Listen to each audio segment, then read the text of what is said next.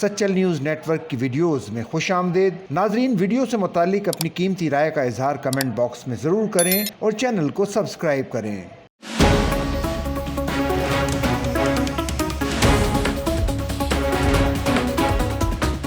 صدر آصف علی زرداری نے کم عمری کی شادی کے بل پر دستخط کر دیے۔ پیپلز پارٹی کے سینیٹر شہری رحمان نے ایوان صدر کی جانب سے جاری کردہ notification social media platform X پر شیئر کیا۔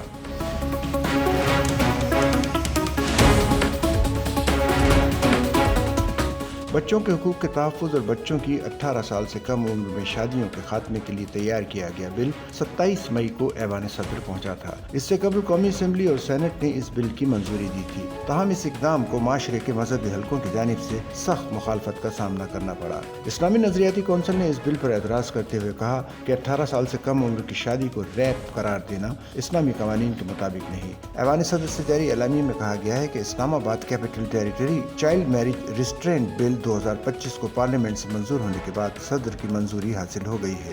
سینیٹر شہری رحمان نے اس قانون کو پاکستان میں بچوں کی شادیوں کے خلاف قانون سازی کی ایک اہم منزل قرار دیا اور کہا کہ مختلف حلقوں کی مزاحمت کے باوجود یہ کامیابی حاصل ہوئی ہے۔